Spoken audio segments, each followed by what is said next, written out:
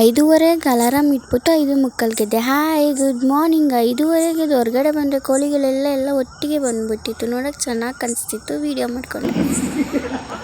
ಅದಾದಮೇಲಿಂದ ರಾಮಸ್ವಾಮಿಗೆ ಬಂದು ವೆಯ್ಟ್ ಮಾಡ್ತಿದ್ರೆ ಎಷ್ಟೇ ಬೇಗ ಬಂದರೂ ಈ ಬಸ್ ಮಾತ್ರ ನಂಗೆ ಸಿಗೋದಿಲ್ಲ. ಸೊ ಬಸ್ ಬರೋವರೆಗೂ ವೀಡಿಯೋ ಮಾಡ್ಕೊಳ್ಳೋಣ ಅಂತ ವೀಡಿಯೋ ಮಾಡ್ಕೊತೆ. ಆಫೀಸ್ಗೆ ಹೋಗಿ ತಿಂಡಿ ಮಾಡಿದೆ.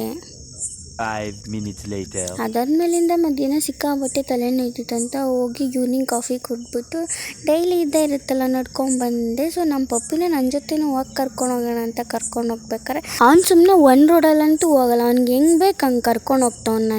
ನಾನು ಕರ್ಕೊಂಬಂದಿರೋದು ಇಲ್ಲ, ಅವನೇ ಕರ್ಕೊಂಬಂದಿರೋದು ಒಂದು ಗೊತ್ತಾಗ್ತಿಲ್ಲ ನನಗಂತೂ. ನೀನು 7 ಮಿಂಡ್ರಿ ಆದರೆ ನಾನು 14 ಮಿಂಡ್ರಿ. ಕರ್ಕೊಂಡು ನನಗೆ ಖುಷಿ ಆಯಿತು. ಒಂದು ಥ್ಯಾಂಕ್ಸ್ ಕೊಡು ಅಂತ ಹೇಳಿದ್ರೆ ಥ್ಯಾಂಕ್ಸೇ ಕೊಡ್ತಿಲ್ಲ. ನಮ್ಮಮ್ಮ ಕರ್ಕೊಬಂದು ಥ್ಯಾಂಕ್ಸ್ ಕೊಡಿಸು ಅಂತ ಮಾಡಿದ್ರು, ಥ್ಯಾಂಕ್ಸು ಕೊಡ್ತಿಲ್ಲ, ಏನೂ ಕೊಡ್ತಿಲ್ಲ. ಭಗವಂತದಿಂದ ಇಸ್ಕೊಂಡ್ರು ಕೊಡ್ತಿಲ್ಲ ವಾಪಸ್ಸು. ಆಮೇಲಿಂದ ಅವನಿಗೆ ಏನು ಅನ್ನಿಸ್ತಾ ಗೊತ್ತಿಲ್ಲ, ಮತ್ತೆ ಅವನೇ ಬಂದ್ಬಿಟ್ಟು ಬೆನ್ನು ಕೇರ್ ಕೊಡು ಅಂತ. ಥ್ಯಾಂಕ್ಸ್ ಕೊಡು ಅಂದರೆ ಬೆನ್ನು ಕೆರೆಸ್ಕೊಂತವನೇ ಬಂದು. ನನ್ನ ವಿಡಿಯೋ ಇಷ್ಟ ಆದರೆ ನನ್ನ ಚಾನಲ್ನ ಸಬ್ಸ್ಕ್ರೈಬ್ ಮಾಡ್ಕೊಳ್ಳಿ, ಲೈಕ್ ಮಾಡಿ, ಶೇರ್ ಮಾಡಿ. Thank you for watching. ಇಷ್ಟು ಹೇಳೋಕ್ಕೆ ಇಷ್ಟಪಡ್ತೀನಿ. ಓಕೆ ಫ್ರೆಂಡ್, ಬಾಯ್.